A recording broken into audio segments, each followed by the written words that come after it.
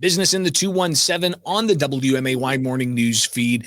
Want to say Happy New Year to our guest each and every Wednesday, Michelle Ownbey from the Springfield Business Journal. Happy New Year. Good morning, Greg. You too. And I want to thank you for last week. It was great to hear all of the incredible news stories concerning the business community from the past 12 months. Well, we've got a new year ahead, and business does not slow down. Let's get right into it and talk about a new CFO for a local contracting company. Right. Seems like a lot of times around the first of the year, there's a flurry of people announcing new jobs, and no exception this year. A couple of well-known names in the business community making some big changes. Jim Sullivan, as you mentioned, is the new CFO of PH Broughton and Sons.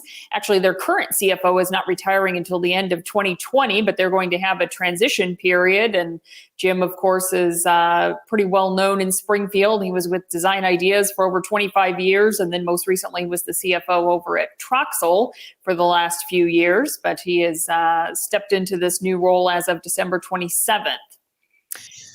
It's incredible to see all the work that PH Broughton Sons is involved in with city contracts, state contracts. I mean, they're all over the place, and people literally drive on the work that they do. Right. Regularly. So if you see some of the recent construction projects, you might be thinking of PH Broughton Sons. So Jim Sullivan, congratulations on being the new CFO. Michelle, another recognizable name here around the area, finding another opportunity in another state. What's going on with Erica Johnson?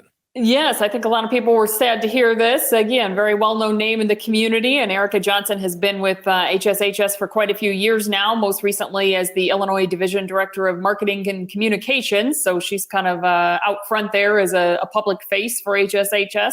But she and her husband, Jason, are making the move to Arizona. She's actually a Springfield native, and her husband's also lived here since he was very young. But she said they've always had a dream to live in Arizona and raise their youngest daughter there. So she is leaving town as of next week. She's going to work remotely through the end of February to allow for a transition period. So they will be posting her position soon and taking applications for that. Well, depending on where they go in Arizona, they could try to get away from some winter, but if they're going to be in mountainous areas, then they could probably expect some snow here or there.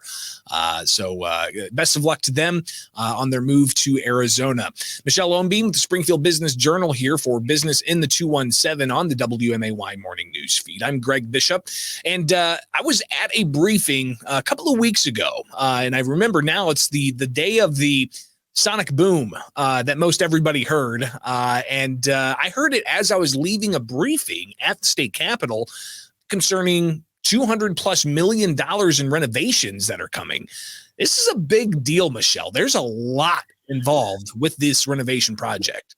It is. And of course, this is the next phase. I'm sure you recall a few years back, they had started work on the Capitol, and they're doing it in phases. The money's already appropriated through the Rebuild Illinois plan. I know some people have questioned the expense, but the money is already set aside for this. They're focusing on the north wing this time. And from what I understand, also working on some security features as far as the parking, kind of redoing the layout and all that.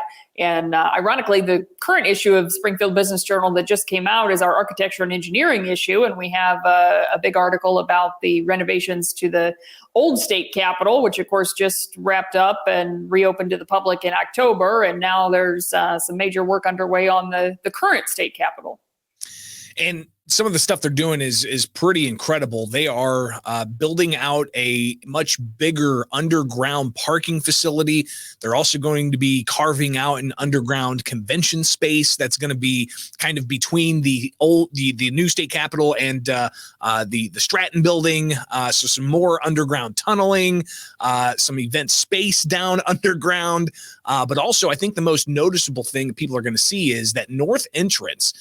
They're really bringing a new look to it. They're removing that the driveway there on the north entrance, and they're going to be building a new type of facility to help what sometimes is a flood of people coming into the state capitol. As a reporter out there, and I'm sure you've seen as well, Michelle, there are times, of course not with COVID, but there are times where that place is standing room only inside the Capitol. And there's a lot of security concerns there. And there's a lot of concerns about the flow of people getting into the Capitol. So they're hoping that the renovations to the north entrance will help streamline some of that. But it's coming at a cost of $224 million. I believe I was told that the budget could be upwards to $300 million. But this is all something that could take, like 5 years?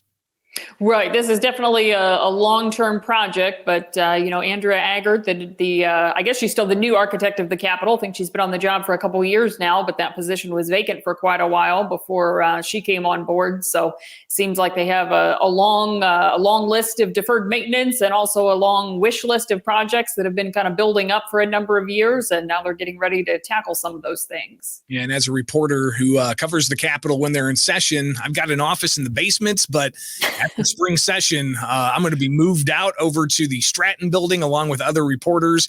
And reporters aren't the only ones that are going to be displaced. Some senators are also going to be displaced. And I believe that the plan, even in future phases, has work being done to the Senate chambers. So they may have to find an alternative place to conduct business in the future. So a lot of work being done.